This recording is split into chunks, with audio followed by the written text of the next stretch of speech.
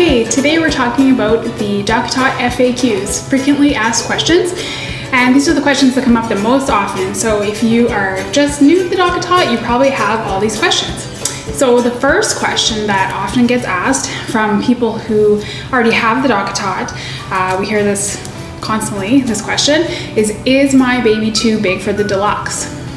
People will send me pictures of their 4-month-old in the Deluxe, all cozy, and thinking that the baby has outgrown it, and oh my gosh, why did I spend so much money on this and it doesn't fit my baby anymore?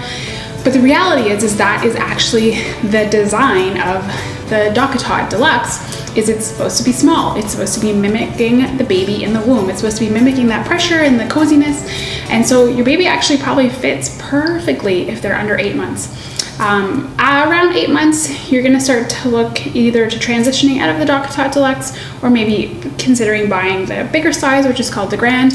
But it is highly unlikely that your young baby under 8 months old is too big for the DockAtot Deluxe.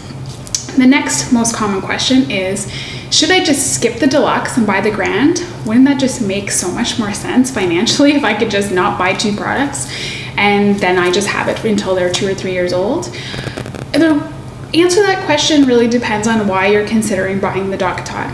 If you want to have a DockAtot because you have a baby that's not sleeping, let's say you have a 3-month-old and that baby can't sleep. I'm not talking about normal baby waking. I'm talking about a baby that you can never put down, a baby that wants to be held all the time, wants to be in a carrier all the time, will only sleep in the car. I'm talking about those babies. And you're looking to get the DockAtot so that you have somewhere that baby feels comfy and cozy. The DockAtot Grand is not going to help you. The DockAtot Grand is as big as a standard size crib, and it would be the same thing as putting your baby in a crib. Why would that help? It's not going to help. We hear of people all the time that try to do this. They try to skip over buying the Deluxe and they end up with the Grand, and it is not going to help you.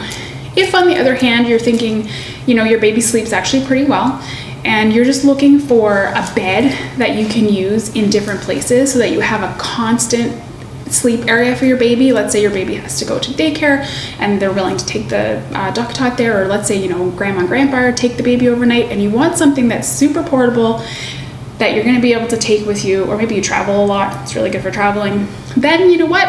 It's probably going to be great for you. You're probably going to love it.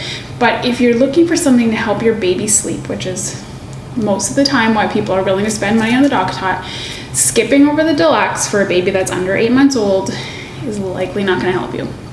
The next most common question that we get is, what is the difference between the DockAtot Deluxe and the DockAtot Deluxe Plus?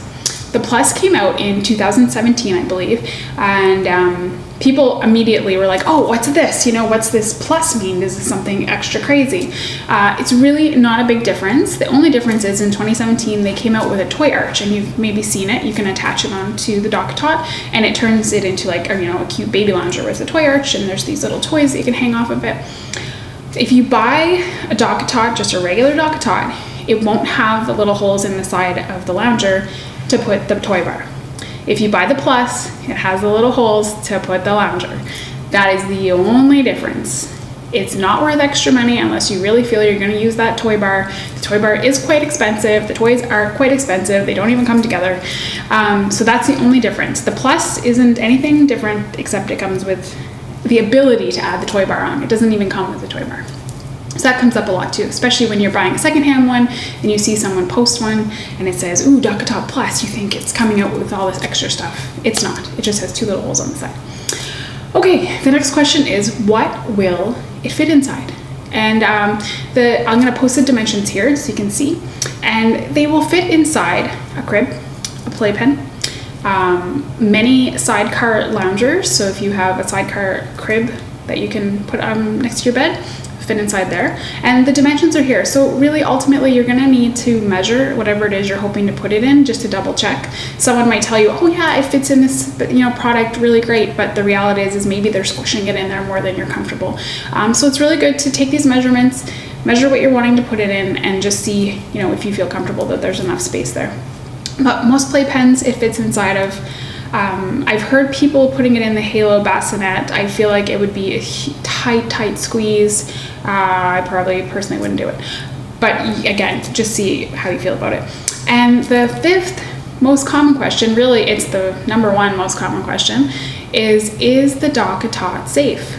And I will answer that question in another video because the question and the answer is so long that it's just its own video. So please find my safety DockAtot video to get the answer to that one.